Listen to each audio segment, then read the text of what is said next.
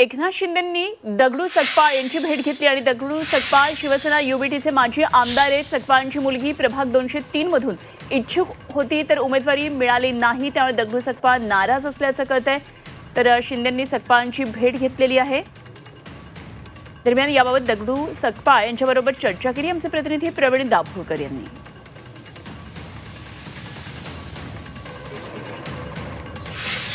मी इथले स्थानिक आमदार होतात, लोकांमध्ये लोकप्रिय होतात आणि काल अचानक एकनाथ शिंदेंची तुम्ही भेट घेतली, काय कारण? मी भेट नाही घेतली. आता तो घरी आला तर काय हरवलं? तुमचा नातेवाईक जर सत्ता तुमच्या घरी आला तर राजकारणासाठी त्याला हकलून लावायचं का? पण तुमची काय चर्चा झाली या सगळ्या भेटीत? काही नाही, फक्त फॅमिलीच्या संदर्भात आमची चर्चा झाली एक 10-15 मिनिटं. बाकी मग तिकडचं ते सांगितलं, मी ऐकत होतो. राणे साहेबांचा मुलगा होता, परत मोदी देवराचा मुलगा होता. ठीक आहे. जेव्हा शिवसेना वेगळी झाली, एकनाथ शिंदे वेगळे झाले, तेव्हा उद्धव ठाकरेंसोबत जी जवळची माणसं होती त्यांच्यामध्ये तुम्ही होता, निष्ठावंत. जेव्हा उद्धव ठाकरेंसोबत ज्या वेळेला गरज होती तेव्हा तुम्ही होता. तेव्हा मी तरुण होतो.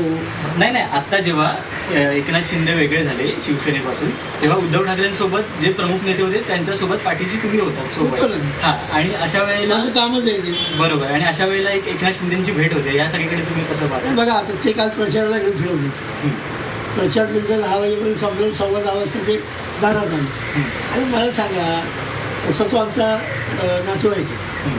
आमचं एक गाव आहे, पलीकडच्या बाजूला त्यांचं गाव आहे, 1-2 किलोमीटरचा अंतर आहे.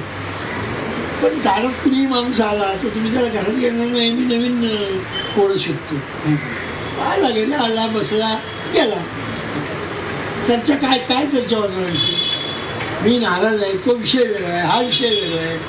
म्हणजे तुम्ही नाराज आहात हा विषय आहे, सवालच नाही पाहिजे. मी नाराज आहे. पण त्याच्या मागचं ज्या पक्षानं मला एवढं मोठं बनवलं, मातोश्री आमची दैवत आहे, तिथे असं घडायला लागलं तर कसं होणार?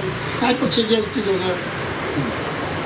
तुम्ही मला एक फोन करायचा होता आणि सांगायचं होतं की दादा, मी तुमच्याबरोबर आहे, तुम्ही माझ्यावर सोपून द्या, त्याच्यामध्ये काय करायचं.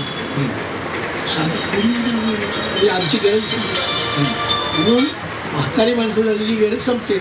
आमच्या लक्षात आलं, अपमान करून घ्यायचा ह्या वयात, त्याच्यापेक्षा आपल्या घरी बसलेलं चांगलं.